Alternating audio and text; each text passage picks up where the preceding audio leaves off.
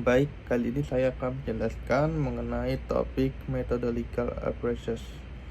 Yang pertama, eh, akan menjawab terkait qualitative approach in system information, dan yang kedua mengenai introduction to research methodologies.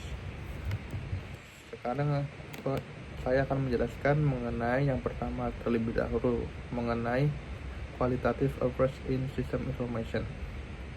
Di sini ada pendekatan kualitatif.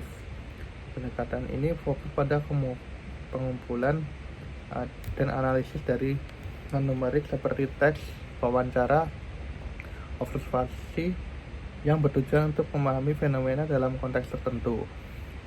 Terus di sini ada berbagai metode pengumpulan data, analisis data kualitatif, dan peran penelitian kualitatif dalam sistem informasi. Di dalam pengumpulan data itu terdiri dari yang pertama studi kasus, yaitu menganalisis mendalam pada individu atau organisasi dan peristiwanya. Nah, ini contohnya penelitian tentang implementasi sistem ERP di perusahaan manufaktur. Terus yang kedua ada wawancara. Wawancara ini bisa berstruktur berdasarkan panduan, semi struktur atau fleksibel, dan yang terakhir tidak struktur atau bebas. Contohnya itu bertanya pada penggunaan aplikasi tentang tantangan yang mereka hadapi. Terus yang ketiga ada etnografi. Etnografi itu sendiri melakukan observasi langsung dalam lingkungan kerja nyata. Contohnya peneliti mengamati interaksi staf IT dalam menjelaskan masalah jaringan. Terus yang terakhir yaitu mengenai observasi langsung, yaitu mengamati tanpa terlibat aktif. Itu contohnya mengamati cara penggunaan akses layanan e-commerce di toko online. Terus analisis data kualitatif itu ada dua, yaitu coding and thematic analysis, yaitu mengidentifikasi tema atau pola. Contohnya menemukan pola keluhan terhadap pengguna aplikasi di aplikasinya, contohnya mobile banking. Terus yang kedua adalah analisis konten. Analisis konten itu menelaah teks untuk memahami makna. Nah, di sini tuh contohnya untuk menganalisis ulasan pada pengguna aplikasi untuk melihat kepuasan pelanggan yang ada di Play Store atau App Store. Terus yang terakhir yaitu peran penelitian kualitatif dalam sistem informasi. Yang pertama ada pengembangan teori awal melalui observasi dan wawancara. Kedua, melengkapi pendekatan kualitatif untuk melihat validasi hasil. Ketiga, mengeksplorasi pengalaman pengguna secara mendalam. Nah, contohnya mengidentifikasi alasan kegagalan adopsi sistem manajemen dokumen di suatu organisasi.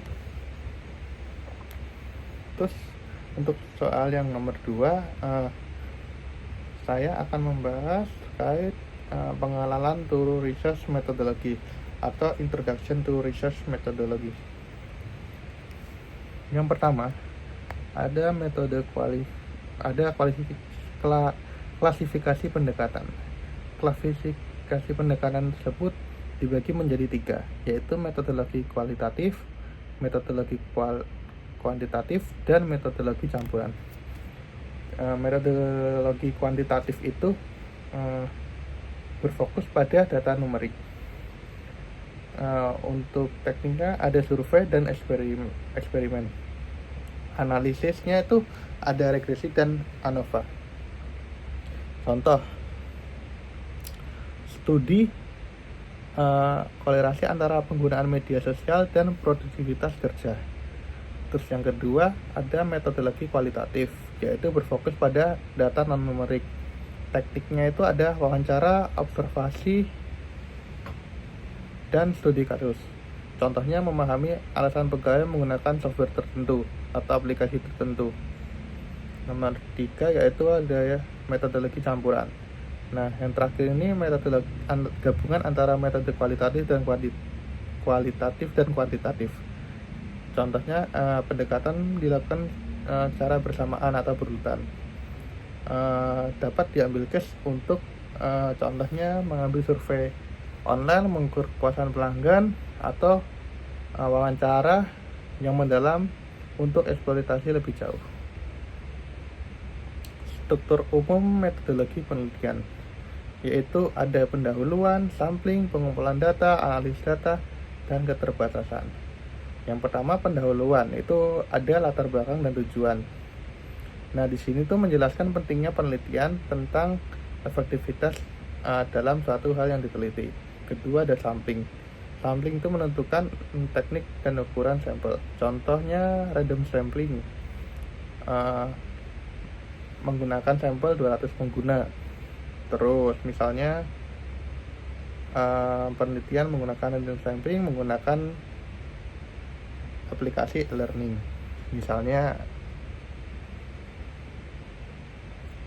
studi kasus di pembelajaran e-learning di suatu yayasan pendidikan. Kemudian yang ketiga penggunaan data. Penggunaan data itu ada metode kualitatif dan kuantitatif. Contoh menggunakan kuesioner, dan untuk yang metode kualitatif observasi langsung ke lapangan.